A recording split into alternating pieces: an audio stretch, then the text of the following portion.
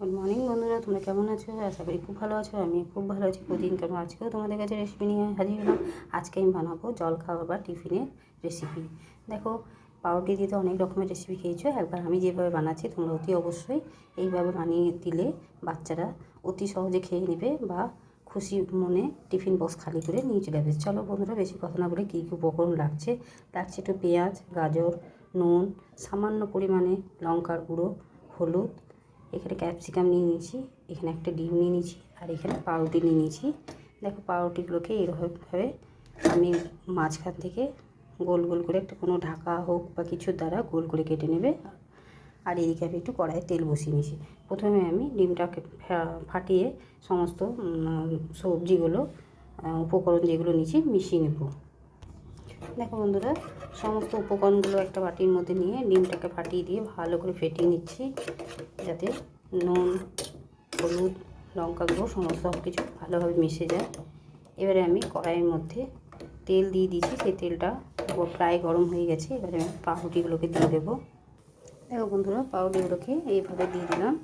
এরপর মাঝ বরাবর এইভাবে আমি সমস্ত পাউরুটির মধ্যে দিয়ে দেবো, পিসগুলোর মধ্যে। আর এইভাবে টিফিন বানিয়ে দিলে বাচ্চারা আনন্দ করে হাসতে হাসতে খেয়ে নেবে। আমি প্রত্যেকটাতে একই রকমভাবে দিয়ে নিই। দেখো বন্ধুরা, দিয়ে দিলাম। এবারে যে গোল গোল মাঝের অংশটা কেটে রেখেছিলাম সেটাও দিয়ে আমি মুখটা বন্ধ করে দিলাম। আর একে একে আমি উল্টে দেবো, আরও কিছুটা তেল দিয়ে দেবো।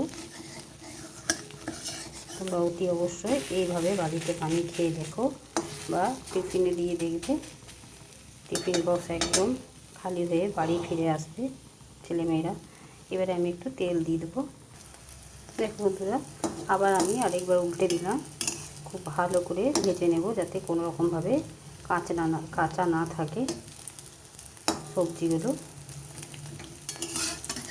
এপিট উপিট করে খুব ভালো করে ভেজে নেব। দেখো, এইভাবে তোমরাও বাড়িতে অতি অবশ্যই বানিয়ে টিফিন দেবে। দেখবে অনায়াসে টিফিন বক্স খালি করে বাড়ি ফিরবে।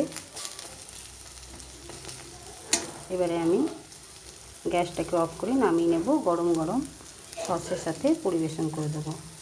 আর তোমরাও টিফিন বক্সে সসের সাথে দিতে পারো, খেতে কিন্তু দারুণ লাগে।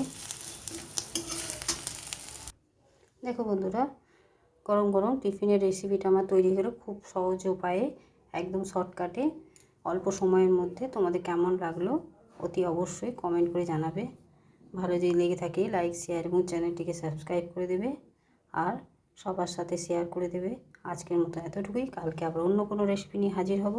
সুস্থ থেকো, ভালো থেকো, তোমরা আমার বন্ধু হয়ে পাশে থেকো।